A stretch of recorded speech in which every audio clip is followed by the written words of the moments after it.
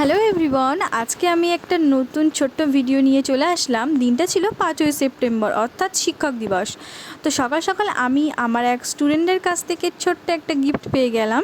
তো সেটাই আমি আমার গপুর সাথে ভাগ করে নিলাম। প্রথমত তো গপুকে দেখালাম, তো তারপর আমি গপুর সামনে গিফটটা খুলতে স্টার্ট করে দিলাম। তো দেখো, আমার স্টুডেন্ট আমাকে একটা সুন্দর একটা রেড পেন উপহার দিয়েছে। তো যাই হোক, আর আমি সকাল থেকে ভাবিনি যে আমি ব্লগ বানাবো, না হলে আমি অবশ্যই তোমাদের সাথে আমার ছোট্ট স্টুডেন্টটাকে শেয়ার করতাম। হঠাৎ একটু বেলার দিকে দেখলাম আমাদের বাড়ির বিড়ালগুলো প্রচুর ডাকাডাকি আরম্ভ করতে শুরু করে দিয়েছে। তার কারণটা আমি একদমই বুঝতে পারিনি যতক্ষণ আমি বাইরে গেলাম।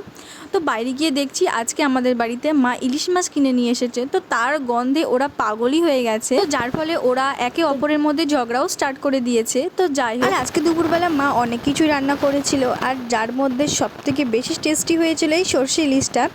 তো তারপর সন্ধ্যাবেলাতে আমি একটু রেডি হতে বসলাম, তার কারণটাও বলছি তোমাদেরকে। তো আজ যেহেতু ছিল টিচার্স ডে, তো হঠাৎই আজ সন্ধ্যাবেলাতে আমার দুই স্টুডেন্ট আমাদের বাড়িতে আসে, আর সাথে আমার জন্য অনেক গিফটও নিয়ে আসে, যেটা দেখে আমি তো পুরো সারপ্রাইজড হয়ে গেলাম। তার কারণ এরকম মুহূর্ত আমার জীবনে আগে কখনো ঘটেনি। লাইফে আমি এই ফার্স্ট টাইম মানে কোনো টিউশন করছি আর কি।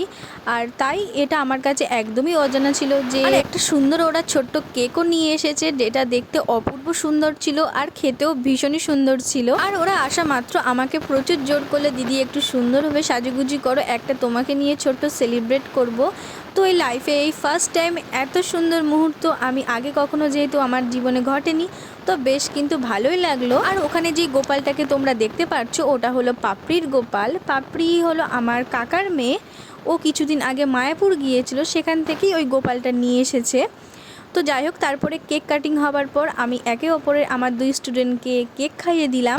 আর আজকে সন্ধ্যাবেলা আমরা তো দারুণ আনন্দ করলাম, যেটা কখনো ভাবতেই পারিনি যে এত আনন্দ হতে পারে। তো যাই হোক, তো তারপর ওরা আমার জন্য ছোট্ট একটা গিফট নিয়ে এসেছিল, সেটাও খুবই সুন্দর হয়েছে। আর তোমরা কিন্তু কমেন্টে জানাতে একদমই ভুলো না যে গিফটটাতে কি থাকতে পারে। তো তারপর আমরা প্রচুর গল্প করছিলাম, আর অন্যদিকে আমার মা রান্না করছিল। যেহেতু এটা সারপ্রাইজভাবে হয়েছে, তো সঙ্গে সঙ্গে বেশ কিছু আয়োজন করা হয়ে ওঠেনি। তো তাই মা সঙ্গে সঙ্গে লুচি আর একটু আলুর দম বানিয়েছিল। আর একটু আগে থেকে যদি একটু কিছু ক্লু পেতাম, তাহলে একটু বেটার কিছু করার চেষ্টা করতাম। তো যাই হোক, আমার মা কিন্তু নিরামিষই আলুর দম আর লুচি বানিয়েছিল, যেটা কিন্তু অসাধারণ টেস্টও হয়েছিল, সেটা না বললেই নয়। তো তারপর আমরা সবাই মিলে খেতেও বসে পড়লাম। আর আজকের সন্ধ্যাটা তো আমরা এত সুন্দরভাবে কাটলাম। দেখা হচ্ছে নতুন কোনো ভিডিওর সাথে। So by.